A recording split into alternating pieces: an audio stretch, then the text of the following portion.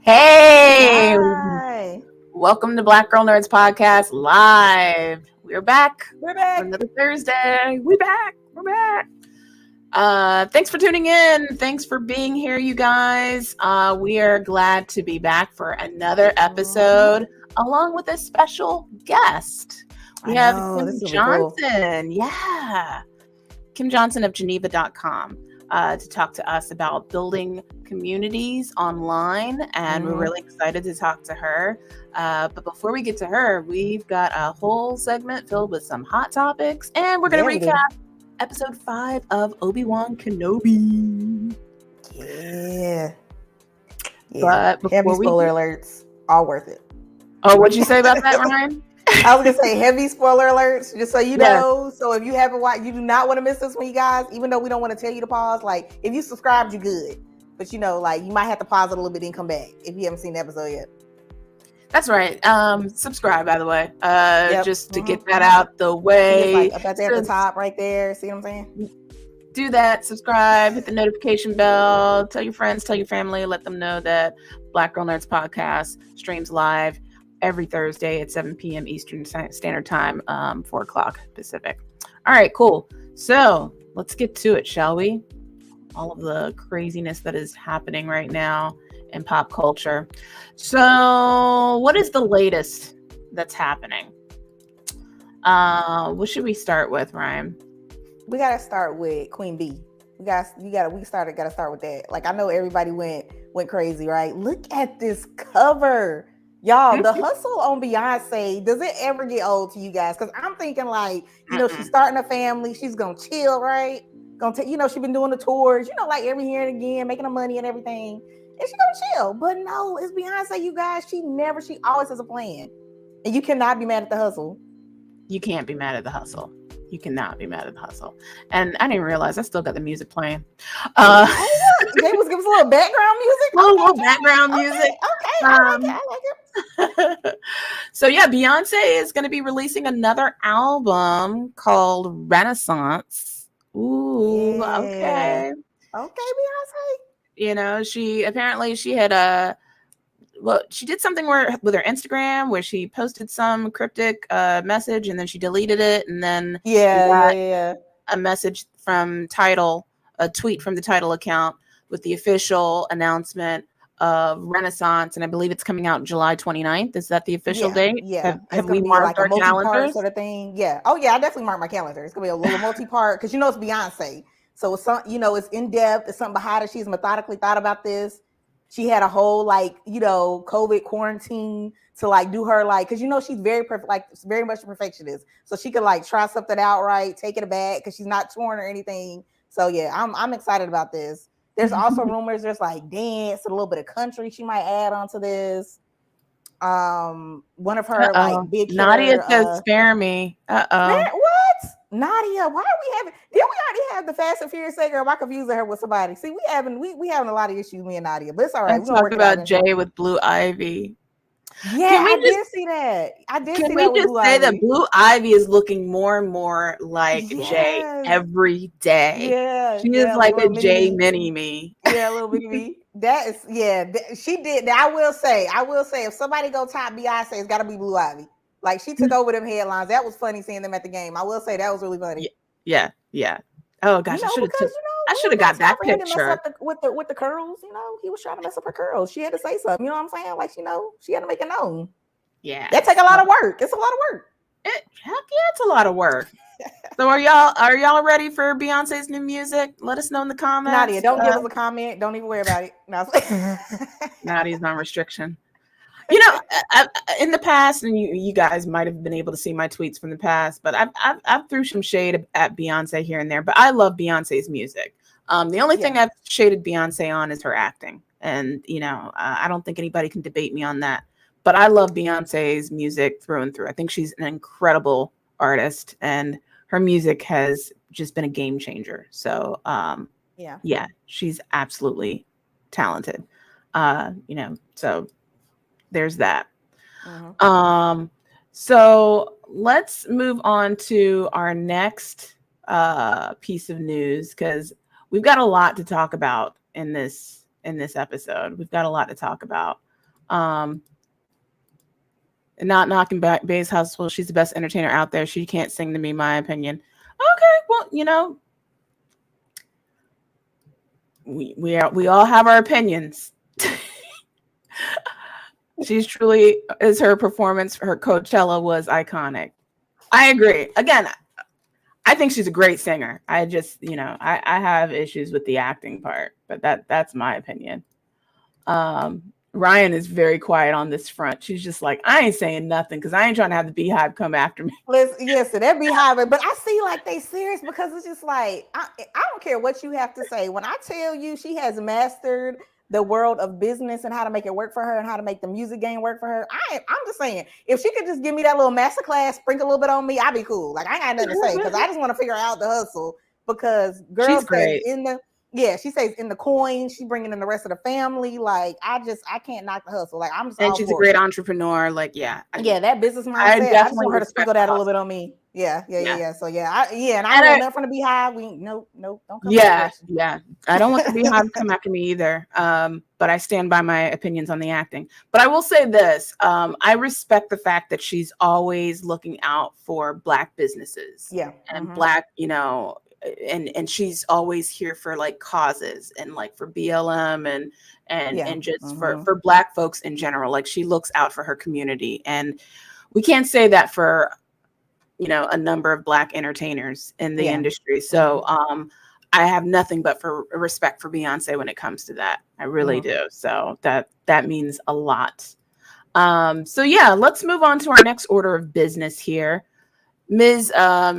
Another queen, right? Or she's a princess, but is she going to be a queen in Wakanda forever?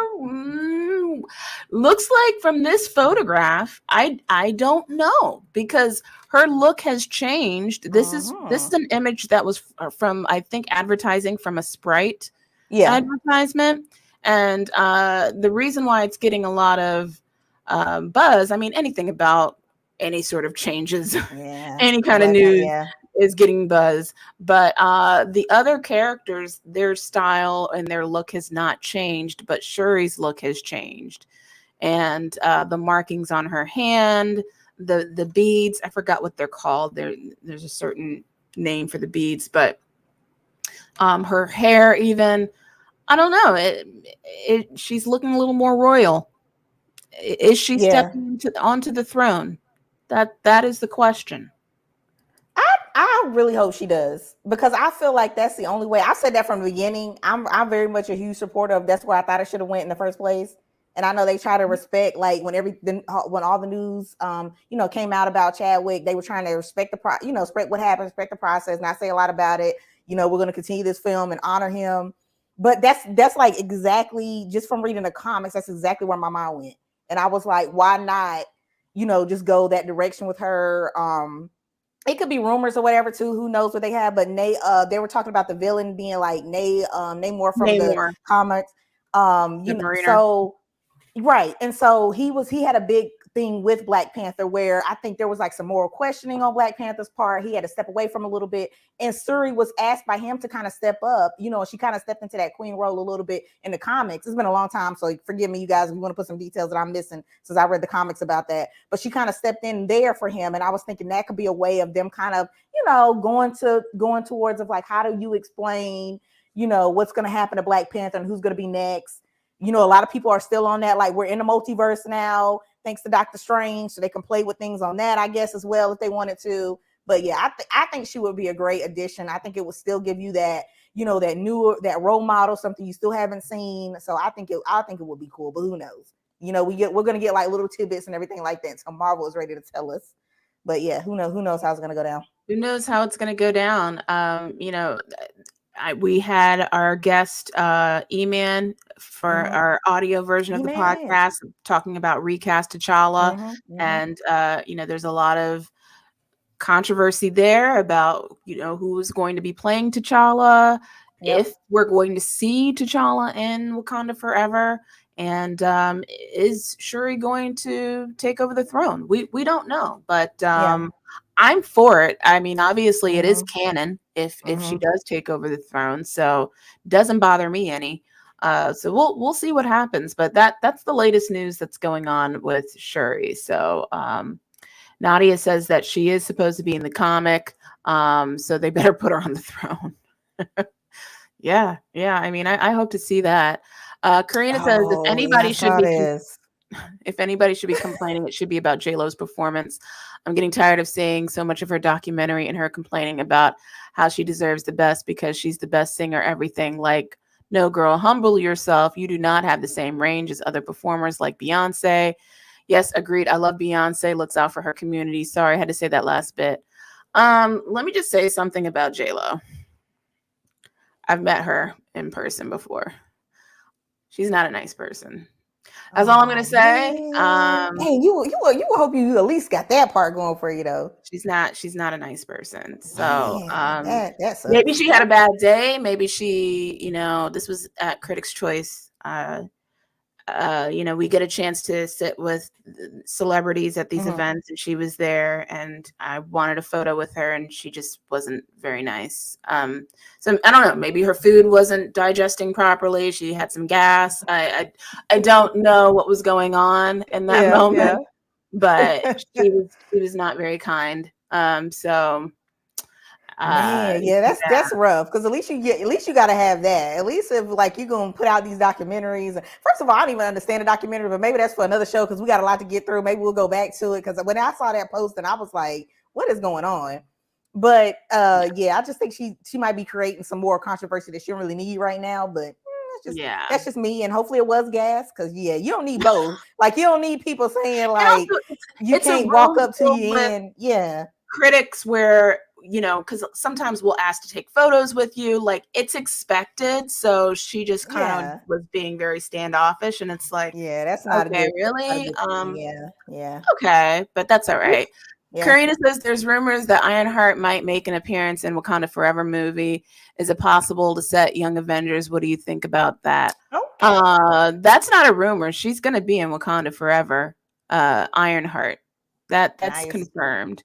So yes, Young Avengers, that would be great. I hope that is something that will come to fruition. Nadia says, I knew it. Her music is always saying she's real or down, but you have to say it all the time. It means you ain't. Yeah. Yeah, they do say if you got to keep repeating something over and over again, you trying to Over, prove something. you trying to Yeah, that's prove true. something. It's very true. It's very true. So yeah, I don't know. J-Lo might need to just take a little break or something. I don't know. I think she's bringing a lot of attention that she don't really need. Like when I saw the documentary, I was like, girl, come on, we don't need this. You don't see Shakira doing none of this. We don't need it. I don't need even it. plan on watching it. I'm just like, I wasn't planning on watching it. I'm watching her surprised somebody brought it rom-coms. up. You say I you do do like what? watching her rom-coms. I enjoy them. Yeah. But Oh yeah, I watched me with like Wedding Planner and yeah, Men and in then the recent Manhattan. one, Marry Me. I Okay, I haven't seen that one yet. Is that one good? Okay, I have to check it that one was out. all right. There was Right? some Okay. areas where the logic just didn't make sense. But you don't go Yeah, to a I J-Lo watched some movie rom thinking coms. it's I gonna definitely make do that. sense. Yeah. Mm-hmm. Yeah. So anyway, moving on to our next topic. So Whoa, look at that. Lightyear right now, big movie. Everybody's talking about it, but this character played by Chris Evans is not the character that's being controversial right now in the film. Right now, it's actually this character played by Uzo Aduba. What's the character's name, by the way, Ryan? Do you know what? I thought I found it somewhere. I know I need to look that up. I guess I should have done that before the show. Yeah, I saw it. And while you keep rambling, I'll find it real quick. Okay. Because I had it somewhere. I had it. Yeah.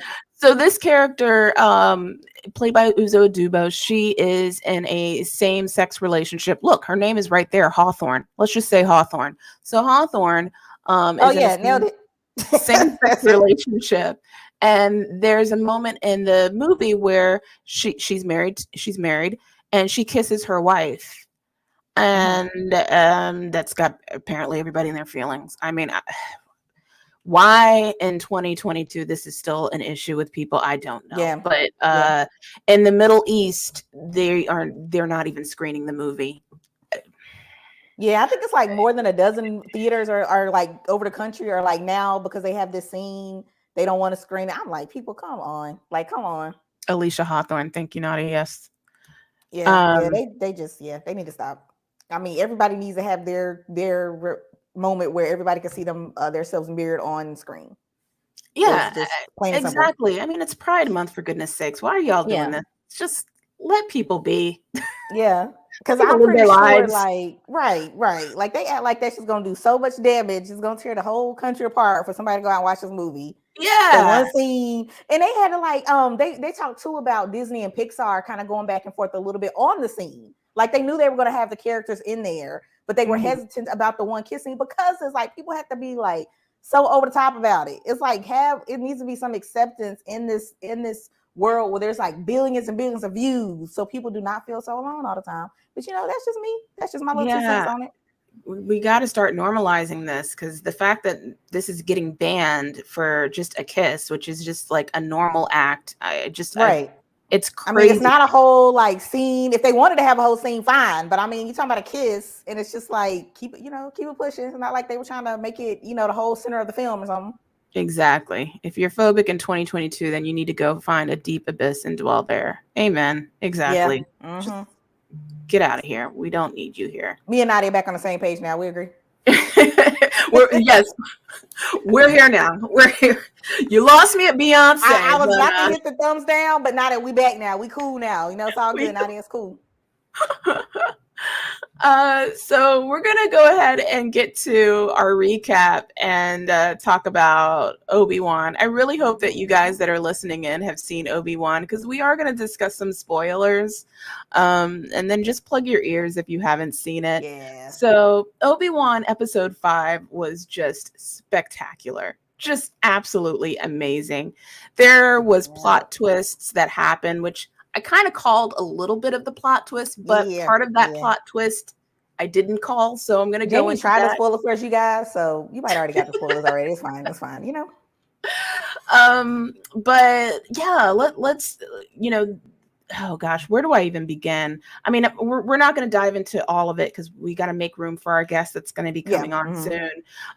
But I will say this character, which is the huge plot twist that happens. So this is the character that appears in episode 1 of the show.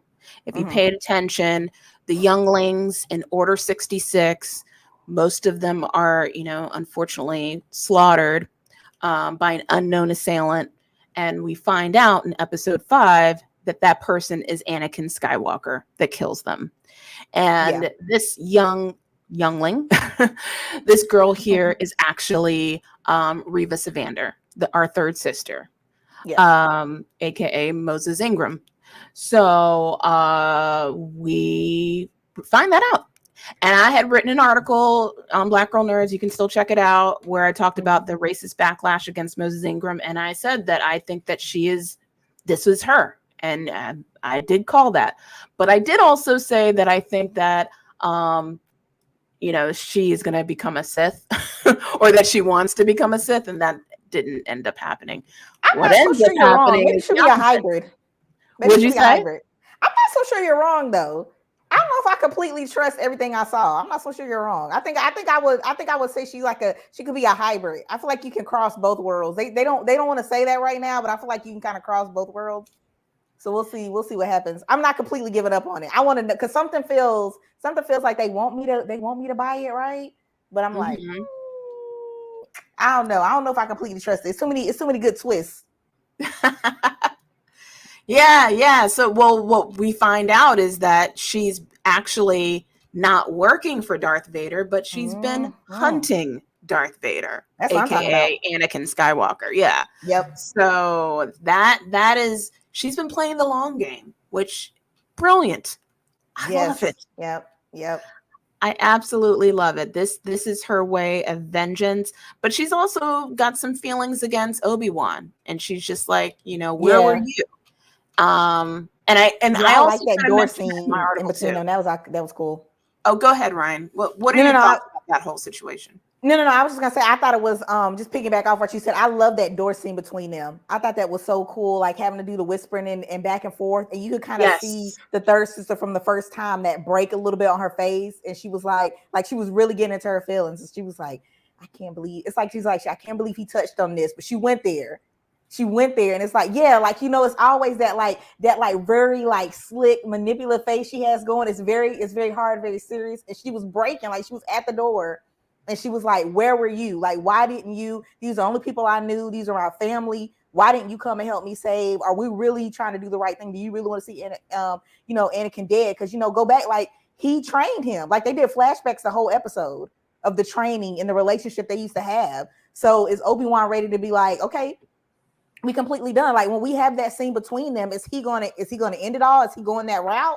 Like what is he gonna do? Like what's gonna happen when they're finally not running from each other? Or there's not that barrier in between. What's gonna happen between them? Because does he still feel responsible for all of the the stuff that Anakin has done before fully embracing Vader and having the lessons? Like Jamie has up the scene right here. There were so many lessons that Obi-Wan was teaching Anakin in these battles, these training scenes they were having, that just never clicked. And it's like, does he still kind of hold on to that? And that's what the third sister was touching on a lot. She was like, are we really on the same team? Like, do you really want to see him gone? Like I do. And so, I love, like Moses Ingram. I told Jamie before we started this, I wouldn't take hate from nobody else online. She played this character. This episode was amazing.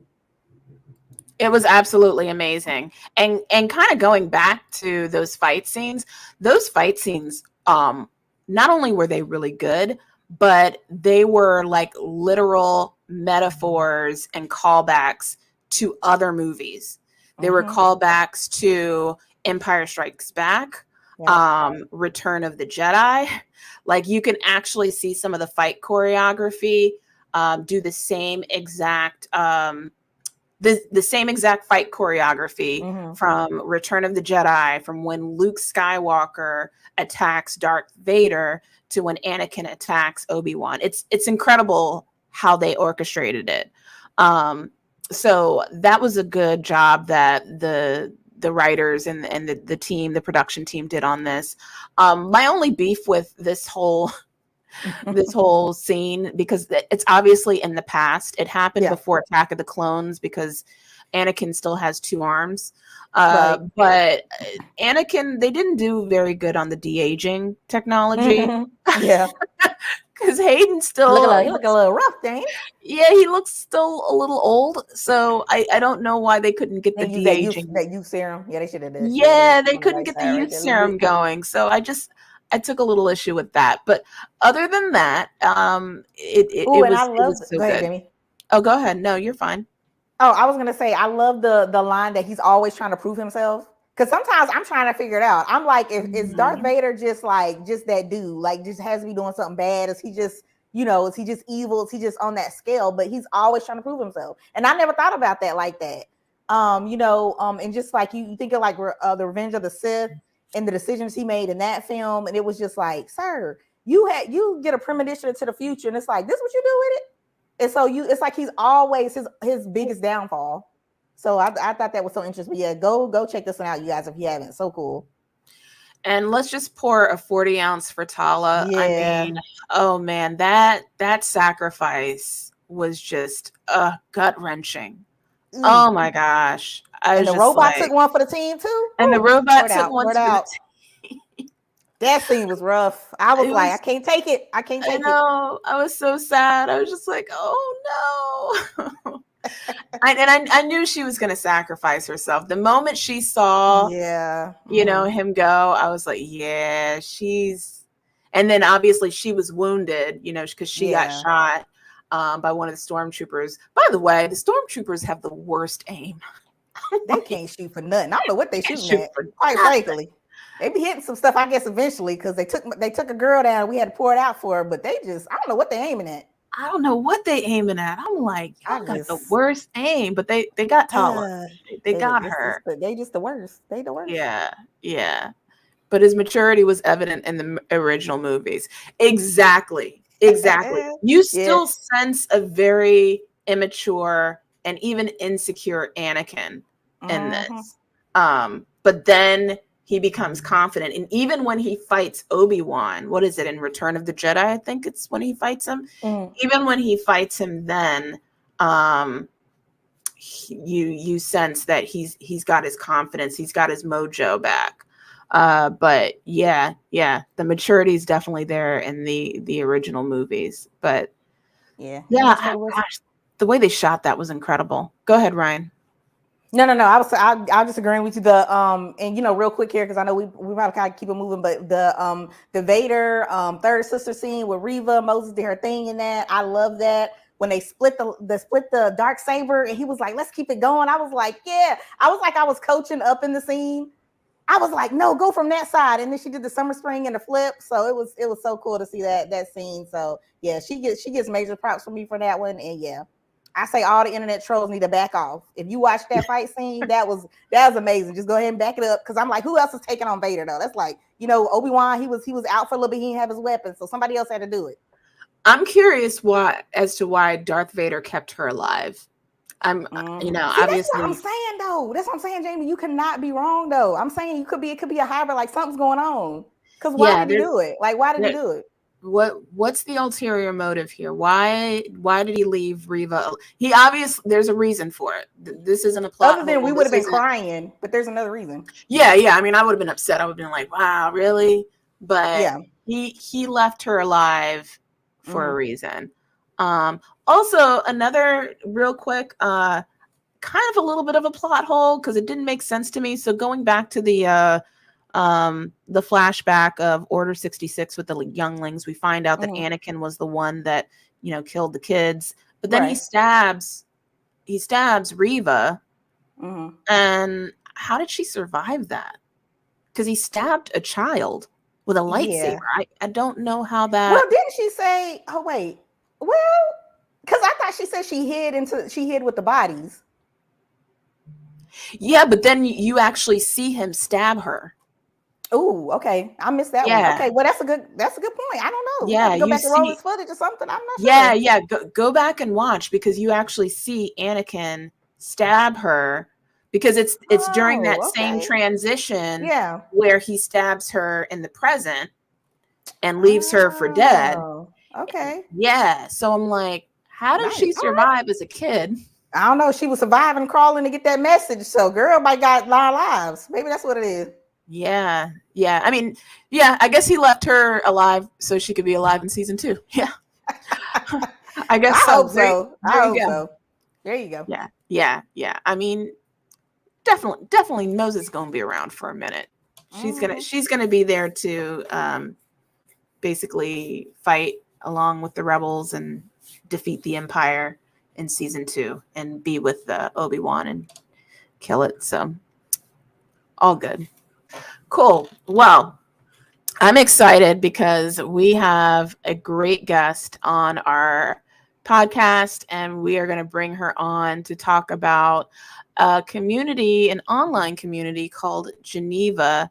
And, you know, a lot of us right now, when we try to foster and find relationships, we're doing it online, right? Especially because of, you know, since COVID, we've had to kind of sort of been forced into this, but also, you know, online is sort of where we are in the tech space. And we've been doing this even prior to COVID.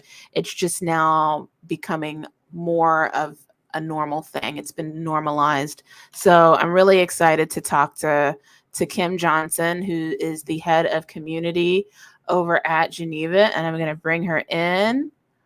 Hi, Kim. Hi, y'all. How are you? Good. How are you? I'm so good. I was listening to y'all talk about Star Wars, and I was like, dang, my sister needs to be on here. My sister is like ultimate Black girl nerd, and I know she's going to listen to this episode and be like, oh, this is everything.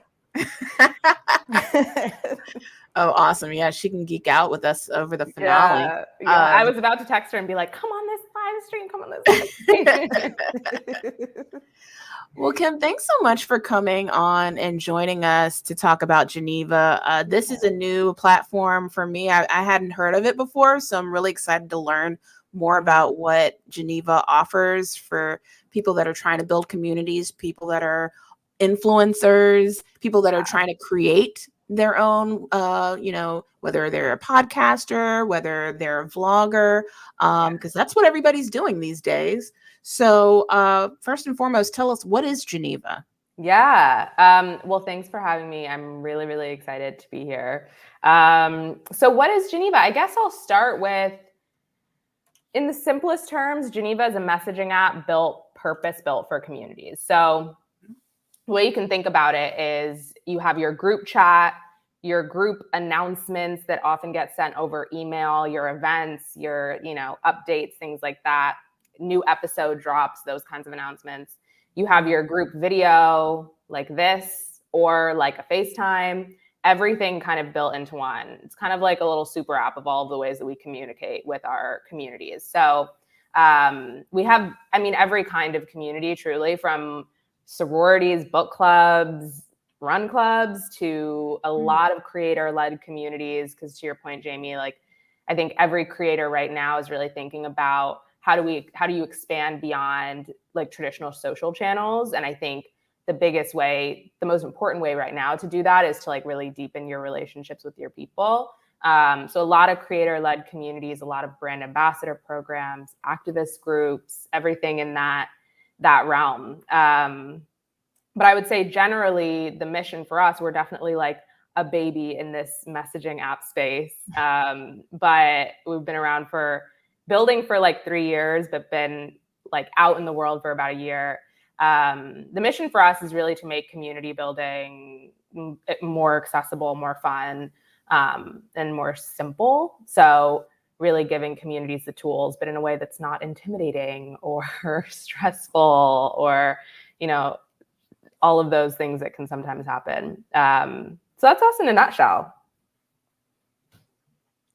Why do you think online communities are important? Because one of the things that I was, when I was looking at the website and sort of reading about the work that you guys do, is that online communities are sort of more valued as opposed to just like having an audience.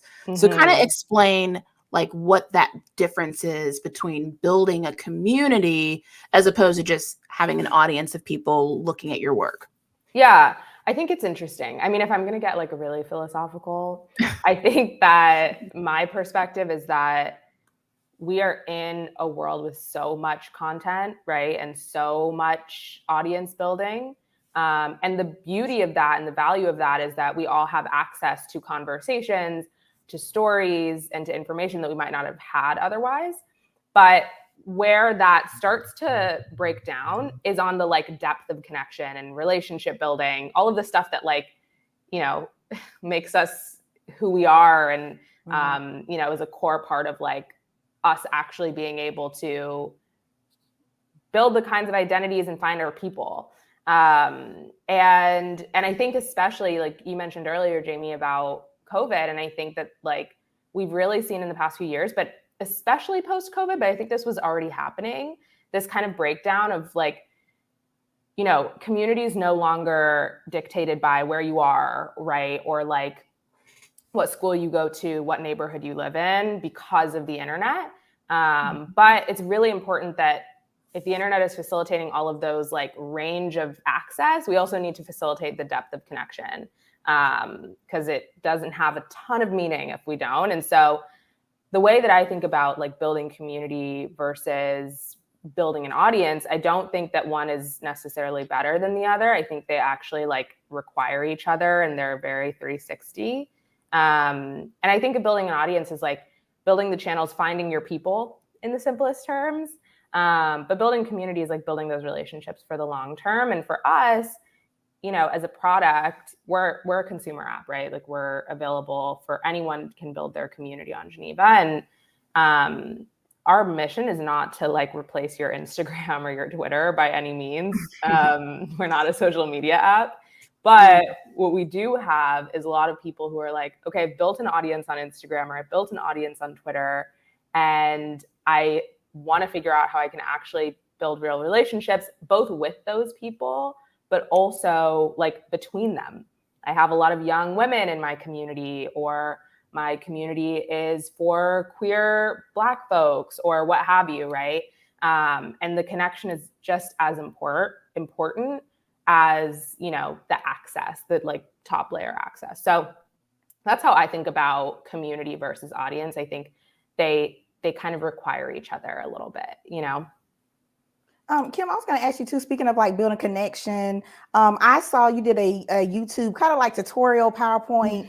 You were doing a building for your people with your people. Yeah. And thinking about like, you know, if you think about like the Black Twitter, these different spaces that we create in that highlight marginalized communities. Yeah. And I'm curious to get your feedback on how do you think that, I guess, helps with our connection, or helps us feel like we have a voice in a sense to add in technology that way when it comes to community? Yeah, it's super interesting. I think that like, well, I think a couple of things. On a personal level, I believe that like people of color, Black people specifically, women, we like build culture on the internet, right? And so what I think is really interesting, I was having this conversation just with someone I was having like a casual chat with yesterday. And we were talking about how, you know, I feel like the way that things typically work is, you know, big platforms will give you the information that they want to provide. And a lot of times that information is not for us, right? It's like targeted towards a different audience.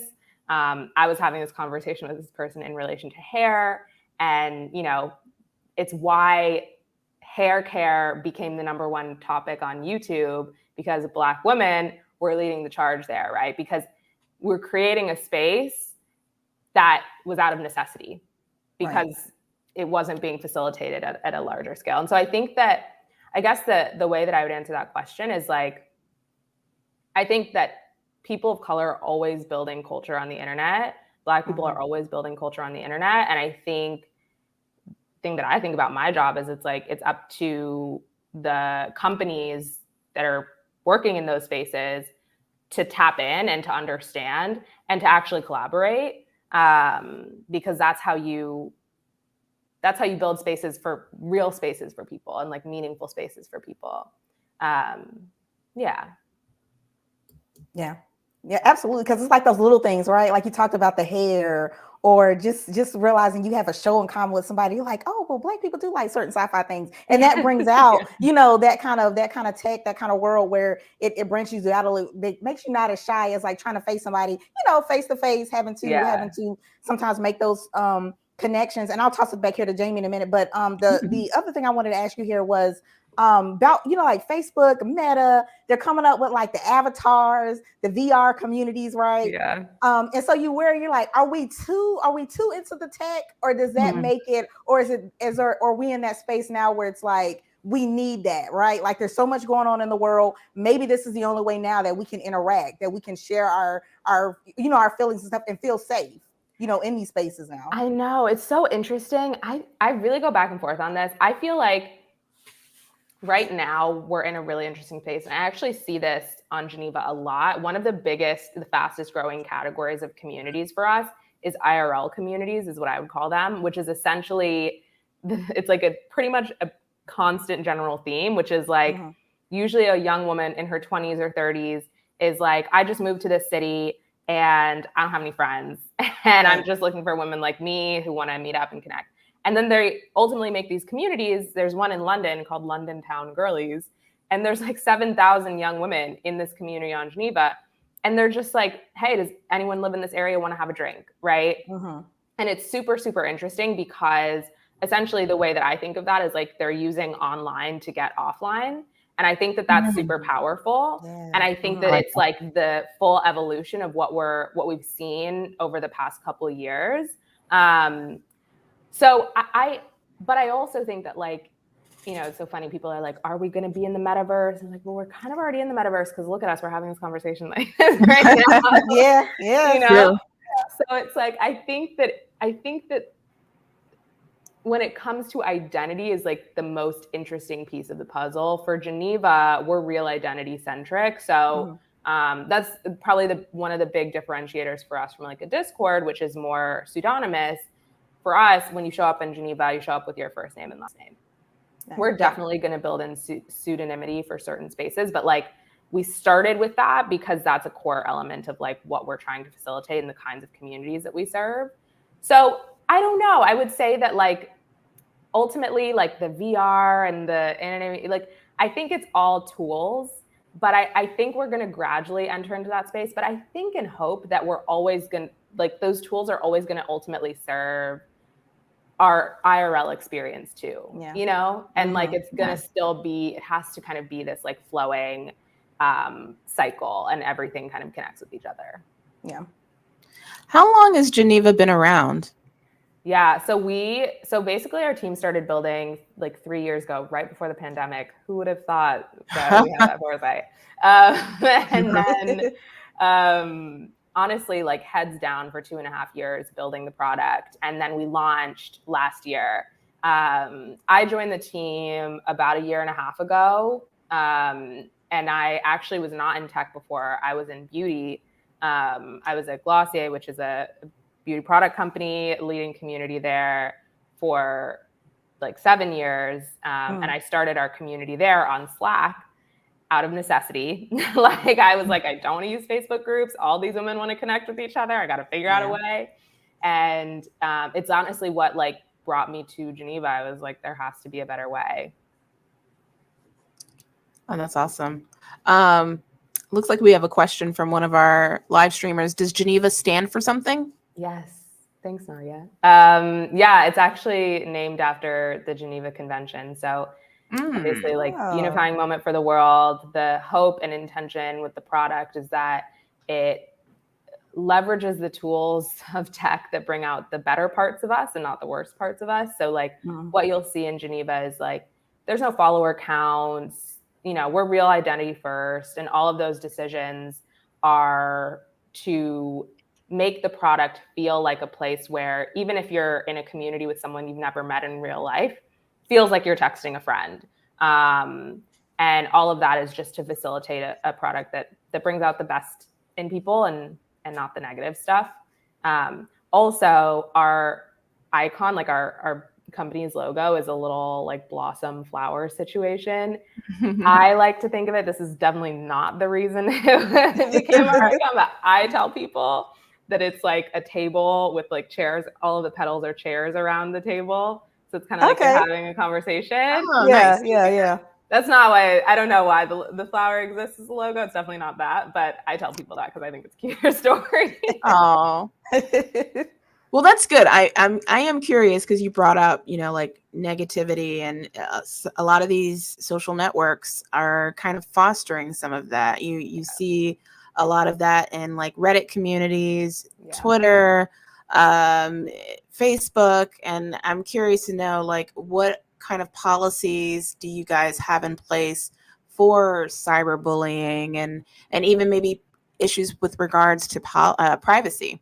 Yeah, great question. So I would start, I guess, at the highest level. So I mentioned a couple of those things, like real names first and, not having anonymity, things like that, which I think are core contributors to just like the mentality of when you show up in the product, right? As opposed to like a Reddit or something like that. But at the highest level, the other decision that we made for the product is that we are phone number based login only, which seems like a simple choice, but actually it means that when you sign up for Geneva and when you enter an account on Geneva, it is your one account and you really can't make another one.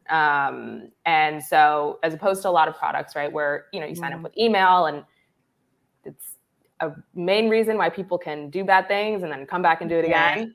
Yeah. For us, it's like your account is you got one shot. And so what that means for communities is that when you remove someone or you ban someone from your community or you block someone, right, or any of those things, exactly. And it hinders catfishing. And it also, when community leaders remove people from their space or block people or whatever, it removes that person like at a pretty fundamental level. And so that choice was one of the really early ones that the team made even before I joined.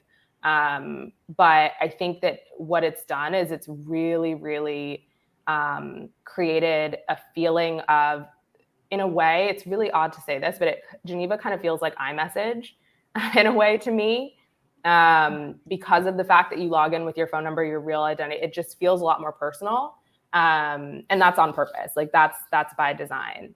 So that's one of the core things. And then ultimately for members and for homeowners, as we call them, which is like community leaders, because every community on Geneva is a home.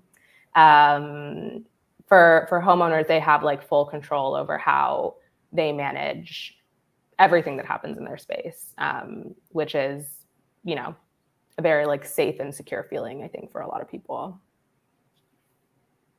So you come into the app, you log in with your phone number. Are there like different categories when people opened up the app here? I'm kind of looking at it as I love the like the house rebuilding and everything on the homepage and everything here. So where do they go from? So as soon as they put in their number here, okay, Jamie has a picture on the screen too. Are they immediately kind of connected with people that they have similarities in? That's such a good question. So essentially the way it works today is like when you go in the app, you put in your phone number, you create your account.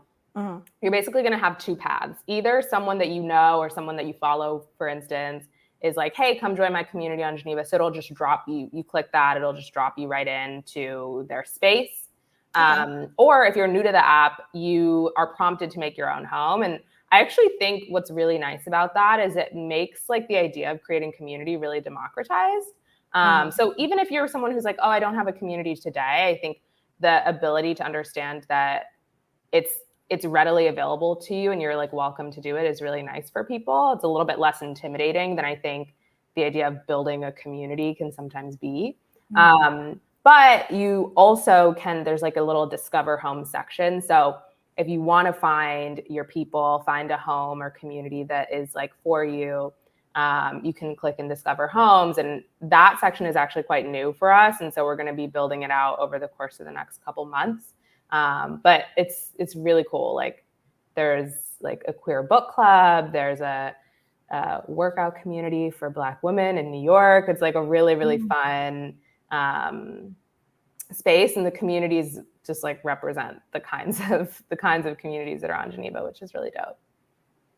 So you kind of went through some of examples. Can you go through some more examples of like what kind of communities we can find on Geneva? Yes, for sure. So, I mean, it's when I say it's a range, like it's truly a range. Every day I'm like, wait, what? There's like bachelorette homes of like women who are planning bachelorette parties. Like I'm obsessed. I really am like, I feel so lucky in this job because I just get to like learn about people's group chats and communities. And I get to like, message them and be like, hey, you want to chat? It's nice. So fun. And a lot of book clubs. I will say a lot of book clubs. Oh, yeah. A lot of podcast communities. hint, gotta get you home on Geneva. Okay. We picked up that hint. We got you. We picked that up. And a lot of like activist kind of like nonprofit networks. So especially in like the Gen Z activism space, there's a lot of kind of like chapter-based communities, activist groups. It's a range, school clubs even. And then, like I mentioned, a lot of like IRL, like, you know, Dallas or New York or London, Chicago Craft Club, which is like popping off. A lot of different kinds of just very like social first kind of groups. Very cool. Yeah. Yeah, I want to put together Chicago Craft. I like that. I was like, I wouldn't even thought about putting this. I know. Put that together, which is it's so cool. And cool. they do meetups and like craft. It's so cool. It's funny. Our team, like our Geneva team, actually uses the app for our internal communication, like our day-to-day chatting, which we initially were using Slack because we didn't have a desktop app until Q3 last year. So we have iOS, Android, desktop, all of that now. But when we moved over from Slack, I have to say I was like a little nervous because I was like, okay, Geneva's we're a messaging app. We're built for communities. We're not a work app, you know?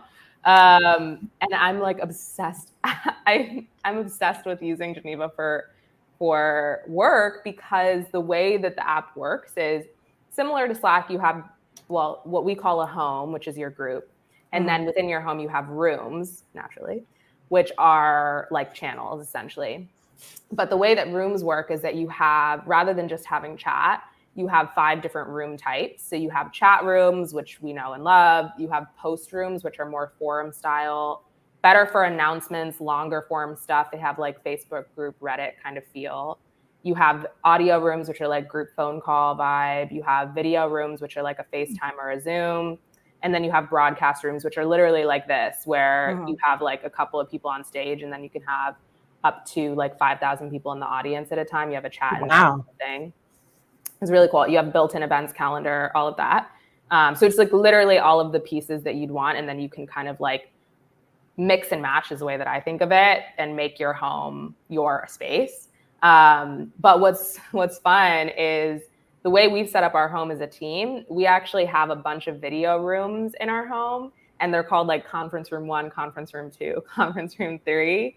So we just we like don't use Zoom or Google Meets anymore as a company. We just like pop into the video room. It is nice. It's really nice.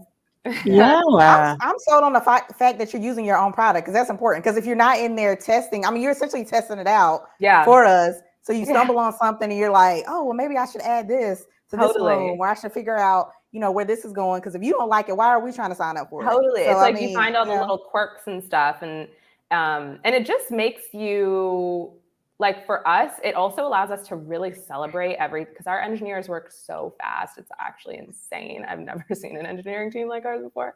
And it allows us to celebrate all of the moments and all of the updates that the team makes on a like weekly basis. So we actually just added like message text formatting into our forum room. So now you can like bold headers, like bullets, all of that. So if you want, it's like having Notion as a room in your home. It's so cool. But we could really, really celebrate that as a team in a real way, because like we use it, completely on a daily basis. So it's really, really fun. I love using. It's not built for a team. We're not built for work teams, so no one quote me, okay? But it's really fun. So is this? I see that it's an app that you use on your phone, but are you able to use it like on your desktop? Yeah, we're iOS, Android, desktop, and web. So even if you're like, if you're showing someone Geneva and they're like, oh, I just want to see what's going on and not download an app to start, they can just go on web and Safari, Chrome, or whatever, and access the community there too. Okay.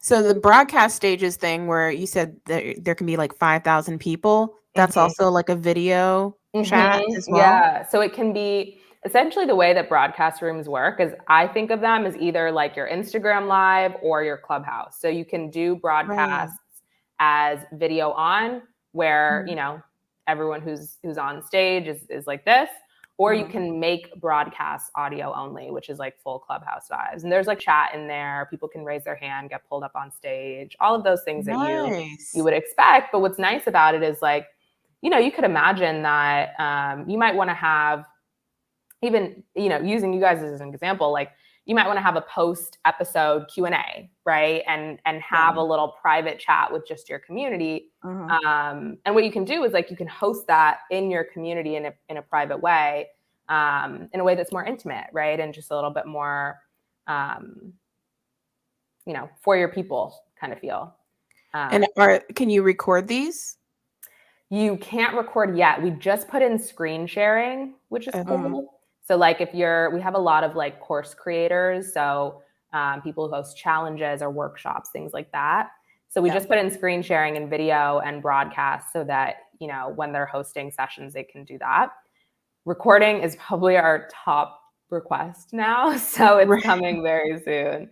And yeah, once we have recording, what I'm excited about, because we have so many like podcast communities and things like that, is like people can really, the opportunity for people to like host things in their home, share that out with their community, and just have this like really flowing content plus dialogue. It'll be so cool.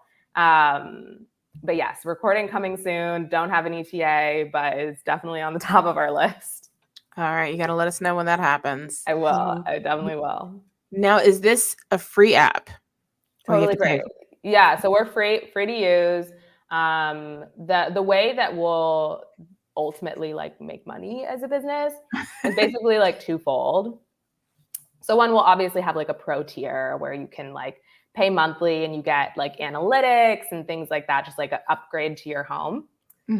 But what I think is really cool is we will essentially build like an ecosystem of monetization into the app. And so what that means is that, you know how right now for a lot of creators, you're always linking somewhere. It's like you go to my Patreon, or right? So ultimately what we'll build is we'll give communities the ability to like charge for access to your home, one-time or subscription fee. You set the price and the terms.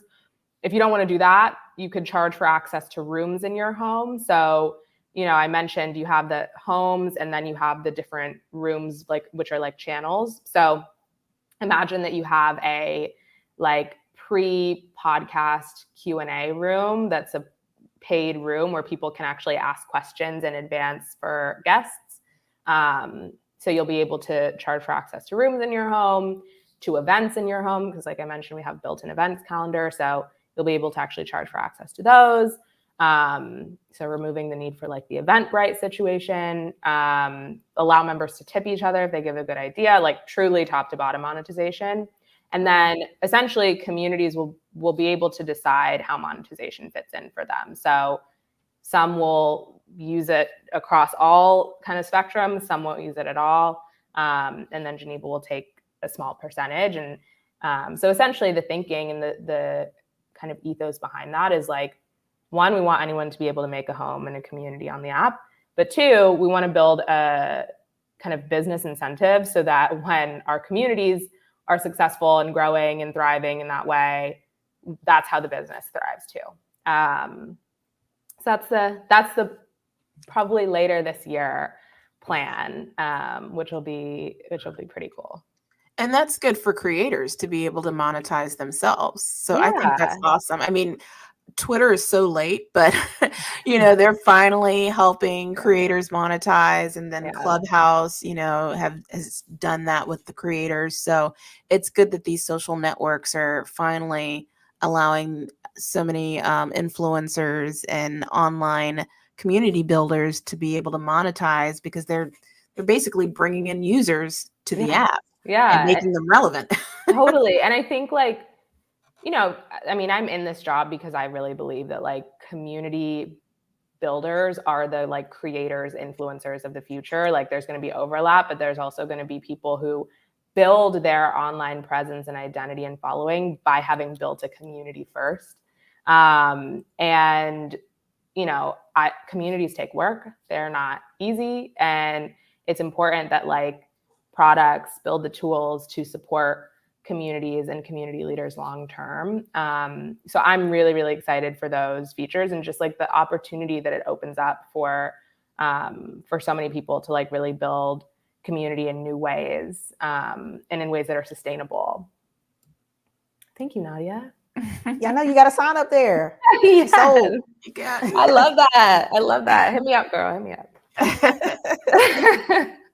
Well, Kim, it was such a pleasure talking to you. This is so great. I'm so glad that obviously we've got Nadia that's interested, and I know that there's so many other folks that are watching, and obviously during the playback, you guys that will be watching this, I hope you guys check out Geneva. I definitely will be checking out Geneva. Yep. And thanks for what you're creating. Thanks for making it a safe space. It looks like you guys got a lot of safeguards in place, which is very important. So thank you for all of that. Is there any other additional information that we need to know where we can find Geneva and any other social media networks or stuff where we can learn more information? The plugs. Plug it up. Yeah, I mean, Geneva is just at Geneva across everywhere, Instagram, Twitter, TikTok. So definitely, hit us up there. I share my email with people all the time because I really do want people to email me. Like, I will respond. I'm just kim@geneva.com. So if anyone is interested in, building a community or even just learning about the product and like, wants to get like a deep dive into how it works, send me a note. I'm like here to chat. That's what I love to do. Not a lot of people give out their emails, so definitely take advantage of that one. I'm just saying. Not a lot of people want to answer they don't want to answer the questions like that. Every time I'm like out, because I'll go out places or whatever, and I'll be like, "Oh, I'm just Kim at Geneva," and people are like, "Girl, nobody does that." I've been this way. Keep it old school. Answer those emails. I know. And so it's so funny. Like, I've been this way because my email has always been, for my job, has always been Kim at Law, like Kim at Geneva, Kim at Glossier. So I'm like, I got to take advantage of having an easy email. That's a luxury, I think. So I love it. I'm loving that you're not sending it to junk. So we appreciate it. If it does go to junk, I'm sorry. Awesome. I love it. I love it. Thank you guys so much. Thank you, Kim. Thank you so much for coming on the show. We appreciate you, and all the best to you and the team over at Geneva. Thank you so much. Have a great night. You too. Bye. Bye. That's awesome. Cool. I like it. People creating that more space in there. Because your whole job is like being an influencer nowadays. Like, you don't have to do I'm in the wrong field. Because you just start getting your community together, start getting on the right app, that right income coming in, and that's your whole career right there. I really like the aspect too of the IRL thing that she said, where people can just meet each other in real life. Because I just feel like people don't do that much anymore. And obviously, COVID was something that made people be forced to isolate from each other. But as we're starting to slowly venture out into spaces and be with each other again, I just like the idea of us, having meetups and going to baby showers or bachelorette parties, or I like that. I think that's really cool. And then the vetting process of, having to put your phone number in. And using your real name. And so there's no anonymity there where you can just be some random person and be nasty and mean or some kind of weird creeper. So I'm definitely going to be checking Geneva out. I think it sounds like it's a cool app. And I don't know. We'll see what we can do with the Black Girl Nerds brand on Geneva. We'll see what happens with that. But I'm glad that we spoke to Kim, and I enjoyed our show today. How did you feel, Ryan? I love it. Listen, anytime we could talk Obi-Wan, mix a little Black girl magic with the tech, I'm all for it. So I loved it. I thought it was cool. A Black woman leading a tech company. Yeah. I'm always here for those conversations. I hope they continue to open that space, because I feel like it's such a small window for us now. You feel like you're getting a lot of people, but if you actually look at the community, it's so many people that haven't gotten the spotlight shown on them yet, that are working behind the scenes, to open up this field a little bit more. And the fact that I just love the aspect of testing it and continuing to shape this space that we're being now all thrown into, instead of just kind of taking like the status quo of, the bigger companies that are always going to have that upper edge, but kind of creating this other space for there's always going to be there's always going to be that competition when it comes to the social media networks, and you don't always have to go to the big guys. You don't have to go to Twitter and Facebook. I mean, obviously they've been around, so people are going to go there, but there's always like other startups that are doing some really cool things, and that's why I'm willing to always check out a new startup and see what they're all about, and go into their communities and check them all out. So, and thank you, Karina, for that. Same. I enjoy the show. Thanks, guys. Always love the topics. Thank you. We really try. We try to find stuff that's entertaining, and we're going to be back next week with some really cool stuff. We don't have a guest next week. I don't think we do, Ryan. I don't think we do. Or you might not know. We may not. You don't know. Like me and Jamie, we love this and we have so much fun. So we just come up. That's why we tell you guys to subscribe, because we come up with whatever we're gonna do. Like we popped in you guys on this past weekend. We literally be thinking about these topics like the day, right. The day before or the day of. Yeah. We have fun bringing you guys content because we're watching it. Like we're literally sitting here like, I love this. Let's share it. Let's talk to you guys. So yeah, you never know what we got coming out, but we will be back next week. So we don't know. We'll be back. We will be back. Yeah. No, Jamie's not traveling for a while. That's what you guys. We were hoping she had the next convention. It's fine. We'll talk to her about it later. It's fine. Are you guys doing a chat about Umbrella Academy new season? TBD. TBD. I mean, listen now. The trailer and stuff. Umbrella Academy. Should I make a confession? Go ahead. If you got something, we all about being honest with you guys. So go ahead if you got something. I have not seen Umbrella Academy. I've never seen it. Yeah, we gotta get Jamie up to speed on it. But the new trailer. But I will say this. I will reveal this. We are interviewing some of the cast from Umbrella Academy, so please stay tuned to our channel. I'm sure you guys are subscribed. Make sure to have that notification bell already active and hit dropping soon. So stay tuned to the Umbrella Academy interviews. Yes. Yep. So if we don't chat about it too much, we are bringing, you guys always know we're gonna have a hand in it somewhere. So we got the cast coming up for you. So be ready. Yeah. And also we will be doing a review on blackgirlnerds.com. So check that out. Nice. We always try to give you content, even if I don't know it or Ryan doesn't know it. Somebody in the Black Girl Nerds.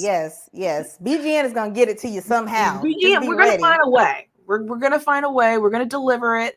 And don't get nervous. We will get you your Umbrella Academy, facts and tips and all the goodness. It's not a show that I got. It wasn't even that I wasn't into it. I just never got it. It never got on my radar. Yeah, it's just so many things right now. Yeah, so many things right now. Yeah. Always Wednesday. I'm ready for Wednesday. I'm gonna be watching. That I'm gonna be definitely watching. Now, see, I haven't heard about this one, so let me go do my research. Yeah, Wednesday Addams. She's like, we actually wrote, I didn't write, but there's a great post on Black Girl Nerds about Wednesday Addams and Morticia Addams and redefining feminism. And it's one of my favorite articles. But she's such a great character. And I just loved seeing Christina Ricci play her throughout the years in the Addams Family movies. So anyway, look, there you go. Something else to add to my list. See, this is what I'm talking about. There's so many things out on the watch. We got so much TV out there. It's just too much. It's just too much. I can't take it. Listen, we're stressing JB out, you guys, but we're gonna get you the content one way or another. By the way, can y'all support Tom Swift for me? Can y'all support Tom Swift on CW, Swift. Please? Oh, I didn't catch the most recent episode. Go watch it with me on the CW app because I need to catch up. I'm caught up besides the most recent episode. The fashion is fly. The actors are doing their things. They're doing great. There's an interview that's going to be coming out soon. Nadia. Oh gosh, Nadia. Nadia. Stop this again, Nadia. You got to get your life together, Nadia. You got to get your life together. So Tom Swift is a new show on CW about a Black gay billionaire, and it's just groundbreaking TV because you just don't hear stories about that. And Tian Swift, who I had a chance to meet, I had done a panel in Austin with the cast, And he's so great. I just interviewed him yesterday. There's an article that's going to be coming out on Black Girl Nerds about that. And I just really want people to watch this show and support it. Black cast. Ashley Murray's in it. Ashley, we know, who played Josie on Riverdale. Katie Keene. They did Katie she's been keeping it going on CW. So yeah, April support. Parker These Jones guys are working hard, it. so support it. Yeah, April Parker Jones, she's in Bel Air, she's in it. Like, just all Black cast, Black folks behind the scenes running stuff. They got a trans actor that's on the show. Just, so diverse. I'm just saying, groundbreaking stuff, and I want more people to talk about it. Last question, I don't want to bother anyone, but for Pride Month in July, are you going to be reviewing different media by disabled actors and content creators that often gets ignored in mainstream media? Great question. I would love for us to do that. I know we've been focusing on a lot of LGBTQ content, including what I just mentioned, Tom Swift.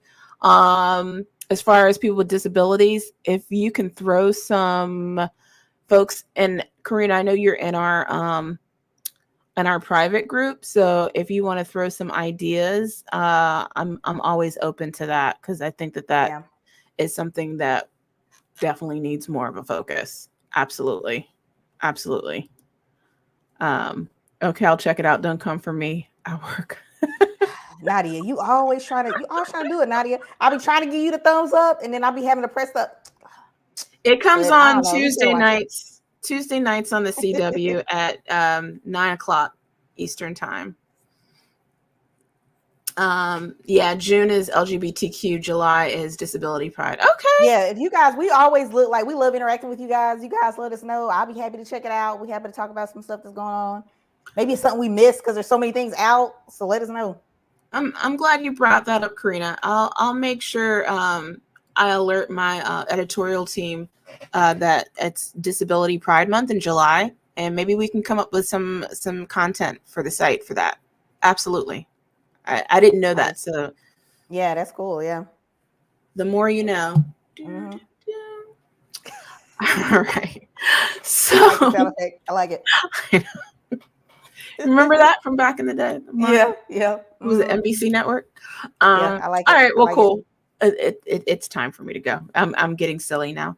Well, thank you guys for tuning into our show, and we'll see you next week, same time. And we may have a guest, we may not. We'll throw you by surprise on that one. But it will be the finale of Obi-Wan, so we will be definitely recapping at least 30 minutes on Obi. Like, you got to do it.